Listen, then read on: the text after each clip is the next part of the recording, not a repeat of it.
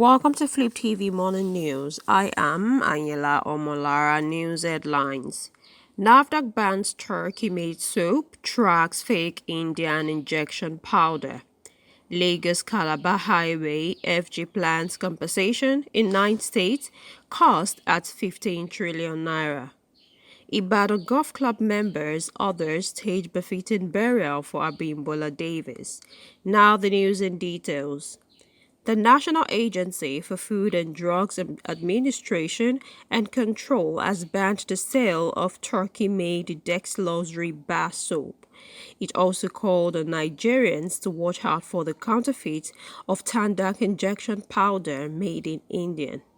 NAFDAC on its website said dexlosury bar soap does not comply with the cosmetic product regulation, explaining that it contains substances which are prohibited in cosmetic products due to its risk of harming the reproductive system, causing harm to the health of the unborn child, and may cause skin sensitization.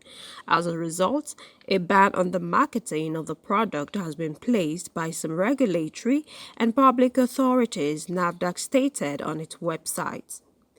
It said although the product was not in the NAFDAC database, importers, distributors, retailers, and consumers were advised to exercise caution and vigilance within the supply chain to avoid the importation, distribution, sales, and use of the product.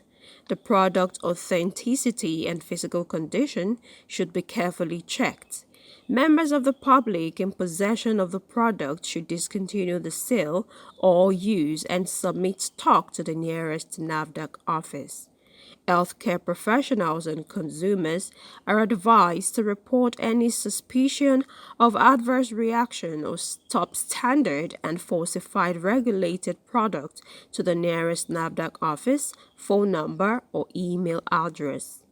Similarly, healthcare professionals and patients are encouraged to report adverse events or side effects related to the use of the products to the nearest NAFDAC office or through the use of the e-reporting platform available on the NAFDAC website www.nafdac.gov.ng or via the Med Safety application available for download on the Android and iOS store or via email on pharmacovigilance@nafdac.gov.ng, it said. The agency also alerted Nigerians to the sales of counterfeit Tandak injection 1.5-gram powder and water for injection. It said the product was discovered in Gombe State and was reported to the agency by Maxon Healthcare Limited, the marketing authorization holder. NAFDAC noted that the product is manufactured by Intransin Pharmaceutical, Gujarat, India. Tandak injection 1.5-gram powder is prescribed for use in the treatment of various types of bacterial infections. The injection fights against the microorganism by preventing their growth and further spread of the infection. The injection should only be administered under the supervision of healthcare professionals, NAFDAC wrote on its official X account. The original was manufactured in August 2023 and will expire in July 2025, while the fake was manufactured in May 2022 and will expire in August 2026. It said the original brand has a hologram on the primary carton, but the counterfeited brand does not have it. A mobile authentication service label is present in the original product, but it is photocopied, scanned in the fake product. The original product has a green cap on the vial, while the cap of the vial of the fake is white. It also noted that while the leaflet insert is present in the original product, the fake product has none. NAFDAC has directed all zonal directors and state coordinators to carry out surveillance and mop up the counterfeit product within the zones and states. Importers, distributors, retailers, Healthcare professionals and caregivers are hereby advised to exercise caution and vigilance within the supply chain to avoid the importation, distribution, sales, and the use of counterfeit products. All medical products must be obtained from authorized licensed supplier. The product authenticity and physical condition should be carefully checked. In other news, the federal government on Thursday confirmed that it would pay compensation to all property owners along the path which the 700-kilometer Lagos-Calabar coastal highway would be passing through across 9 states. The Minister of Works, David Humahi, who said President Bola Tinubu has approved the payment of compensation to all affected property owners, also listed the necessary requirements and conditions affected residents must meet to qualify for compensation. While clarifying that the construction of the Lagos-Calabar Coastal Highway would tentatively go up 15.36 trillion naira or 4.39 billion naira per kilometer, the minister said the government has extended the eviction notice for property owners affected in the multi-trillion naira project. He also said the legacy project will be delivered in 8 years.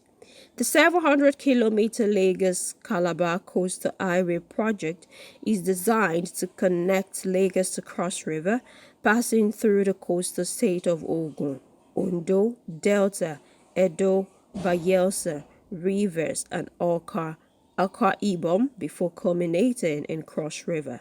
Umahi, while speaking at a stakeholder meeting which affected residents in Lagos, said that the Works Ministry would only provide compensation to deserving individuals based on approved documents.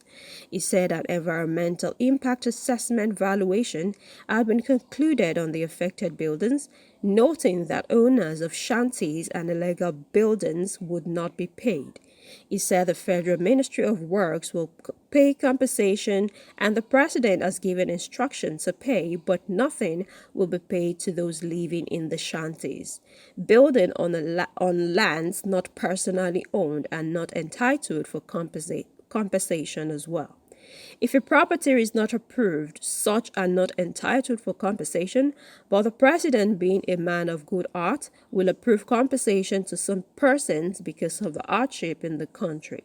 He also noted that the President directed the implementation of a compensation plan in response to the prevailing hardship in the country. The number of houses is still unknown, but the Environmental and Social Impact Assessment Officer has concluded reports and captured all the properties involved. Shanties and illegal buildings will be ruled out. It was said that at the end of the meeting, numbers of days of notice will be increased, but not too long due to coming rainy seasons. The first 47-kilometer will be completed in 36 months, but with what is being done so far, it could be done in 2 years. Until all the sections are procured, there may not be a prediction on the exact time the project will be completed. Moving on. Umayi said the legacy project, which would be delivered in 8 years, was being constructed with the use of concrete pavement on the 4-lane carriageway. He explained that a contract was awarded on a counter-funding basis and not a public-private partnership basis as widely claimed. And so in this particular project, like Abuja to Makurdi, which is being handled by China Arbor, the government is paying 50% counterpart funding. Also from Makurdi to 9th Mile in Enugu State, where 50% counterpart funding is also being paid. The Federal Executive Council has approved the construction of Phase 1 of the 700-kilometer Lagos-Calabar Coastal Highway to High-Tech Construction Company Limited. Phase 1 of the superhighway project stretches to 47.47 kilometers starting from Lagos. Earlier, during an interview on Thursday, the former Ebonyi state governor had clarified the tentative total cost to be expended on the project, pointing out that the government was very prudent in costing the project at 15.36 trillion naira. The figure was, however, contrary to the 4 billion naira cost per kilometer earlier stated by the minister when he appeared on television news hour program on Wednesday. This was as the Nigerian Society of Engineers backed the government on the project, encouraging Nigerians to focus on its potential investment value rather than dwell on the perceived high pricing. But responding to a question on the project costs on Thursday, the minister said each kilometer of the coastal road would have cost more than 4.36 billion naira, but for the government, prudence and cost-effective measures. Finally, all roads led to exclusive internal home cemetery at Kinyele, Ibadan, the capital city of Oyo State, where international businessman, author, and notable strategic thinker Otumba Abimbola Davies was given a befitting burial.